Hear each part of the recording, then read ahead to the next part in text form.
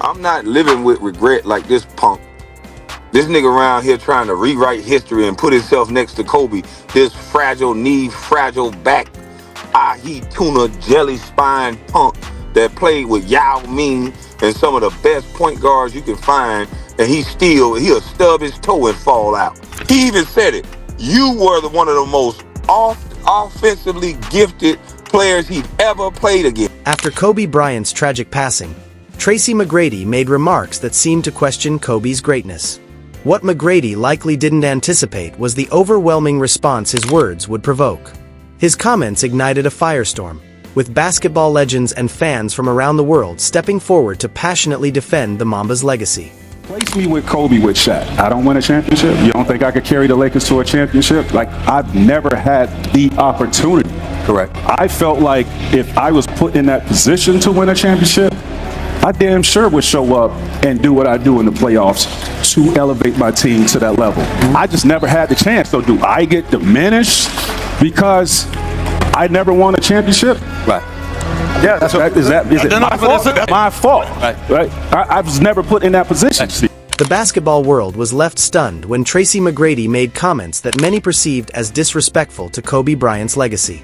What McGrady likely did not expect was the powerful and unified response that followed. Players across generations, many of whom had witnessed Kobe's greatness firsthand, quickly stepped forward to defend his enduring impact on the game and to reaffirm the Mamba's place among basketball's all-time legends. I'm not living with regret like this punk. This nigga around here trying to rewrite history and put himself next to Kobe. This fragile knee, fragile back, ahi tuna jelly spine punk that played with Yao Ming and some of the best point guards you can find, and he'll stub his toe and fall out.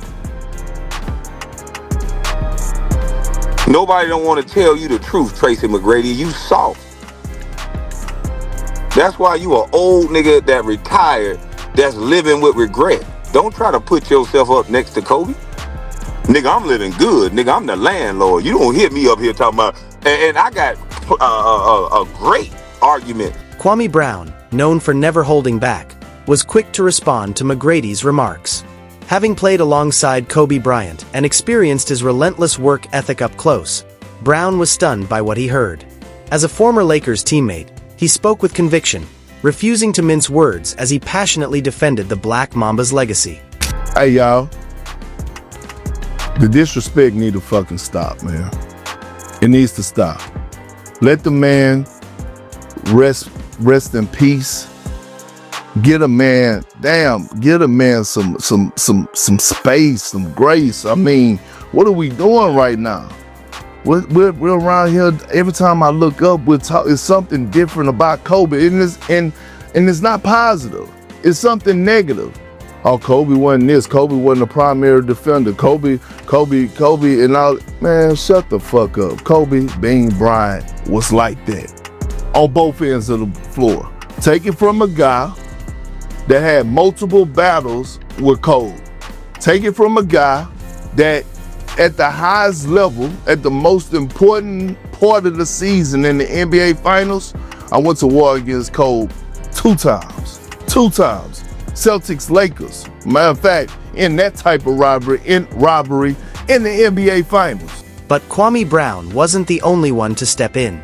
Penny Hardaway, a legend in his own right, also rose to defend Kobe's honor. Having experienced what it meant to be mentioned alongside greatness, Hardaway refused to let McGrady's remarks go unchecked. The controversy grew even louder when Kendrick Perkins entered the conversation. Known for his no-nonsense approach to basketball debates, Big Perk made it clear why he believed McGrady's comments were completely out of line. Perkins emphasized the importance of respect, especially when speaking about legends who are no longer with us. I used to hear Phil yelling at Kobe, "Pass the ball, move the ball, get off of it." I'm like, yeah, get off of it. Like, I don't know what game he watching. And Shaq fouled out. I love Cole so much. He went to work on us. And then he hit that jumper at the top of the key and he did this. That wasn't even to us. That was to his team. They didn't even believe in Cole. Cole was resented by his own teammates. They was hating on him. Because he was that confident. He ain't even, go out. He ain't drink. I'm like, why y'all gonna hate on him? Then Jalen Rose entered the conversation. Having faced Kobe in several memorable battles during their playing days, Rose understood better than most what made the Mamba so special. Despite once being a fierce rival, he stood firmly in defense of Kobe's legacy. When even those who once competed against you rise to speak on your behalf, it speaks volumes about the lasting impact you had on the game. In the spirit of Kobe Bryant, let me end this segment by saying this. Say what you will about Kobe Bryant. That brother put in the work. And it was never an option for him to miss games or to not represent basketball the way that he did. I want everybody to remember that brother was about putting in that work. Even Stephen A. Smith, never one to shy away from controversy, took a firm stance against McGrady on this issue. His passionate defense of Kobe Bryant made it clear that some lines should never be crossed, especially when speaking about someone who tragically lost his life alongside his daughter. Mamba mentality is not a mentality, it's a lifestyle. I've seen Mamba mentality destroy more careers. I've seen it help. Too intense, too hot. People want the flame, but they don't want to touch the fire. Are you willing to put aside things that aren't as important to you? To understand why McGrady's comments struck such a nerve, it's important to remember who Kobe Bryant truly was. He wasn't just a basketball player. He was a cultural icon who transcended the sport itself. His Mamba mentality became more than a simple catchphrase. It evolved into a way of life, a philosophy that found its place in boardrooms, classrooms, and everyday struggles. Kobe's mindset inspired millions, proving that his impact reached far beyond the basketball court. I'm truly thankful. I got the chance to play against Michael Jordan, Kobe Bryant, and of course LeBron. I'm going to name those three because we're always talking about the greatest to play the game. Kobe Bryant should and will always, out of my mouth, be named one of the greats to ever play the game. They deserve to be talked about as a trio, not a duo. Explain to me more why you are saying Kobe needs to be in there and what you're saying as to why he isn't always mentioned. I don't understand why. The approach of MJ was just like Kobe. He looked at the blueprint of MJ and he said, I'm going to do that and more. And he's won. It's proven. Why is he not in that conversation? The numbers alone speak volumes about Kobe Bryant's greatness. 5 NBA championships, 18 All-Star selections, and an unforgettable 81-point game that still sends chills through fans. Yet, statistics only tell part of his story. Kobe redefined what it meant to be fully dedicated to your craft. When compared to contemporaries like Vince Carter, the contrasts become clear. Carter was undeniably one of the most athletic and electrifying players of his generation, but his career lacked the championship pedigree and clutch performances that defined Kobe's legacy. While Carter's longevity in the league was remarkable, longevity without titles or defining moments tells a very different story.